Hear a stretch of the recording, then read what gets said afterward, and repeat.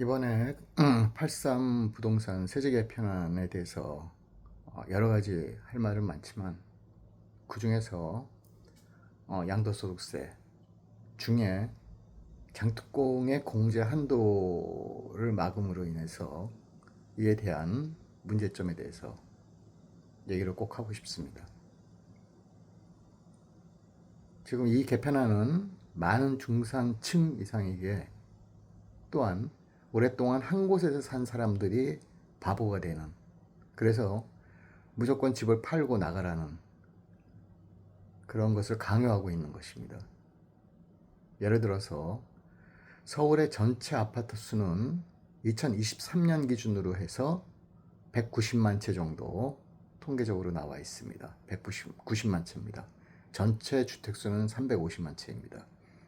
그 중에 15억 이상의 양도 차익이 발생하는 아파트는 약 40만 채 정도로 추정하고 있고, 40만 채가 전체의 약 20% 정도가 되겠죠. 10년 이상 거주한 아파트 같은 경우에는 150만 채, 80% 정도로 되어 있습니다.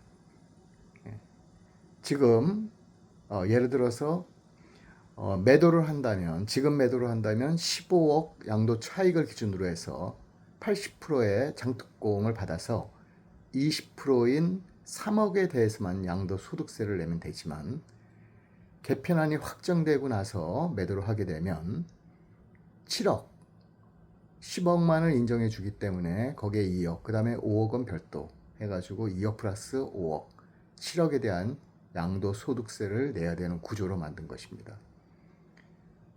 단독주택, 연립등 같은 그런 곳에서도 양도차익이 15억 이상이 발생하는 곳은 부지기수라고 판단이 되고, 경기도 등에서도 이런 집들이 많을 것입니다.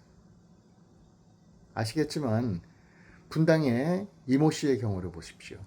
매수는 4억 원, 매도는 29억 원으로 양도차익이 25억 원입니다.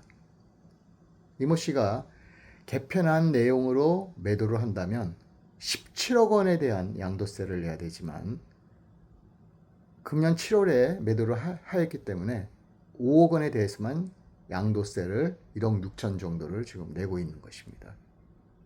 이처럼 양도 차익이 어마어마하게 큰데 누가 매도를 안 하고 버틸 수가 있겠습니까?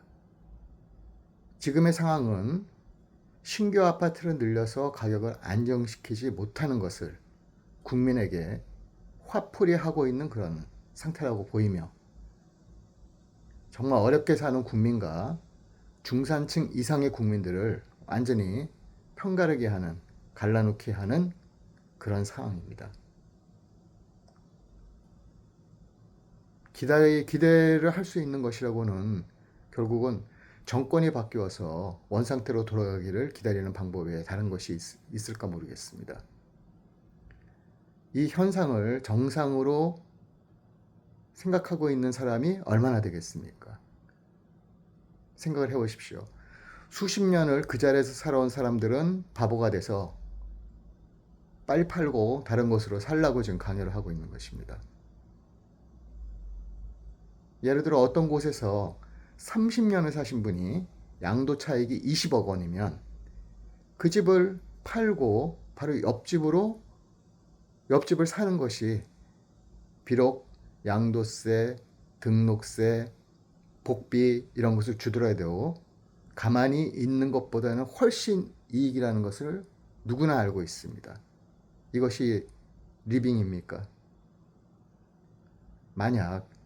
이대로 만약에 입법화가 된다면 이 나라는 더 이상 민주주의 국가라고 말할 수 없습니다. 완전한 공산주의 국가입니다. 생각을 해보십시오.